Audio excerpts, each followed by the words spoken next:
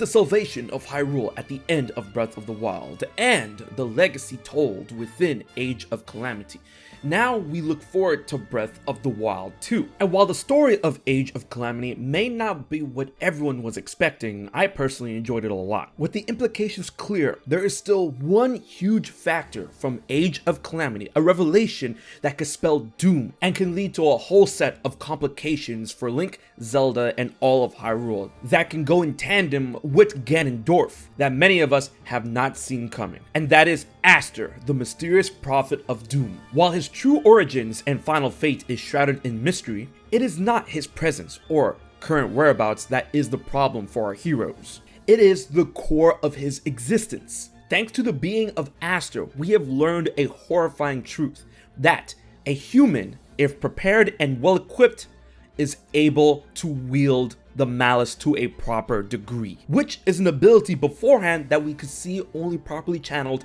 by Ganon, the Calamity, the Blights, and Ganondorf. This new malevolent discovery can lead to that of Ganondorf in Breath of the Wild 2, leading a path of darkness with many of his followers gaining a strength that we never had to deal with in the original Breath of the Wild.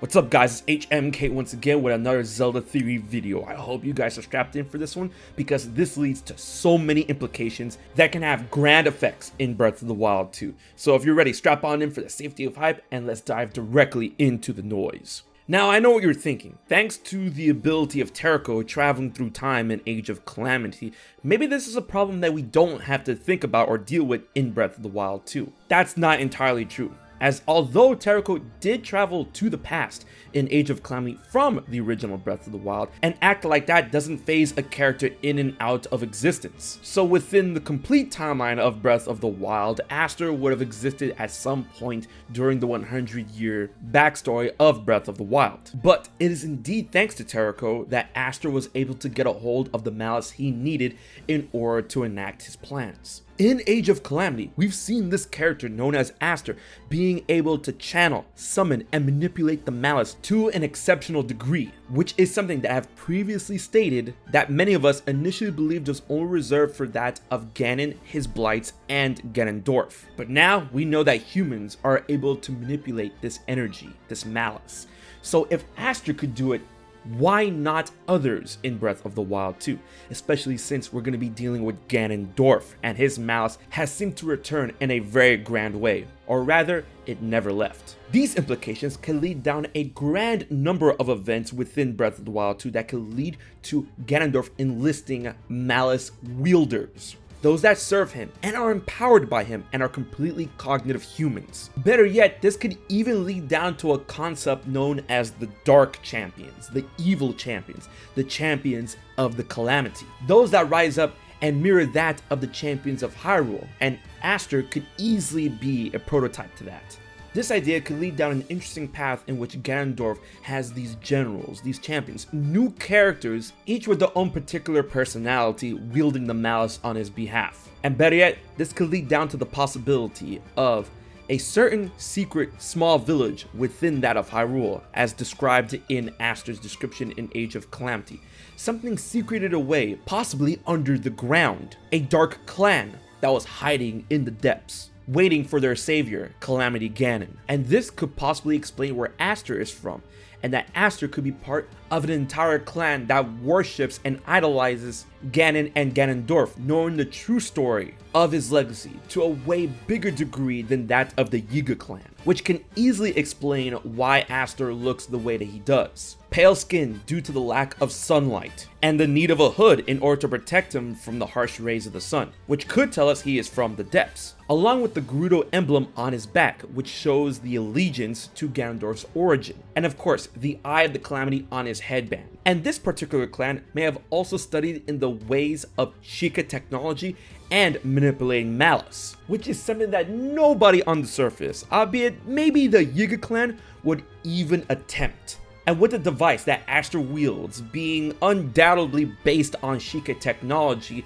he already knew what he needed in order to properly channel and wield the malice. and all he needed was a source of malice, which he got his shot in Age of Calamity. However, in Breath of the Wild, it could be possible he never got his chance in order to properly wield the malice. So by the time of the end of Breath of the Wild, going into Breath of the Wild 2, he could either be incredibly old or has already passed. But considering all of that, I am pretty sure that the type of knowledge that he has on wielding and channeling the malice isn't something that is exclusive to him. And that in this current day and age within Breath of the Wild 2, there could be more members of his clan that are ready to become malice wielders in Breath of the Wild 2.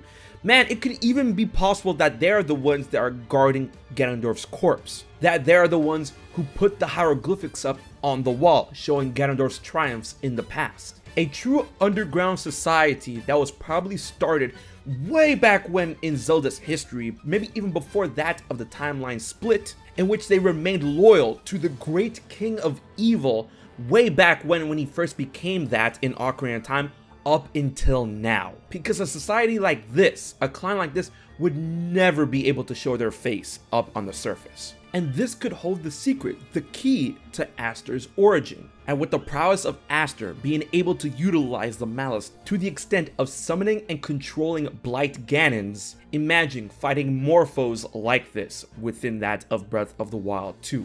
Characters, adversaries that are able to spread malice, summon malice, be in complete control of the malice. That is honestly a very scary thing to think about, considering that Hyrule is still on its knees after the first Breath of the Wild. And with this supposed idea of Ganondorf bestowing his power, his malice on various individuals, and then these dark champions go around spreading malice as far as the eye can see to create a world of malice. This predicament can also answer the need and utilization of the mystical arm, the glowing hand that was keeping the malice of Ganondorf's corpse at bay. That in turn could be the key, the clue that we need in order to understand what direction Breath of the Wild 2 is going. That this arm could be the tool needed in order to dissipate, control the malice that would be spread by these malice wielders. And when used in tandem with the Master Sword, it could provide Link with enough strength to strike back against those that are wielding the malice, especially considering that Zelda's power may have dimmed by the end of Breath of the Wild. And perhaps this was the biggest takeaway that we were supposed to get from Age of Calamity, which Nintendo really wanted us to play first before Breath of the Wild 2, and as well as of course having it released first. The entire concept of Aster, a human that is able to properly channel, summon, and utilize malice. He could be the first of who we may come to know as the wielders of malice, the Dark Champions in Breath of the Wild 2. And foes like that, along with Ganondorf, is incredibly scary to think about. But I want to know what you guys think about this concept. Leave your thoughts and theories in the comment section below, and be sure to like, favorite, share, and most importantly subscribe to HMK for more Zelda content every week. Big thanks to my Patreon supporters for helping making this video happen. If you want to find out how you can support HMK for just $1 a month, check out the information in the description box below. Alright guys, until the next Zelda video, this has been HMK, and I'll check you guys later.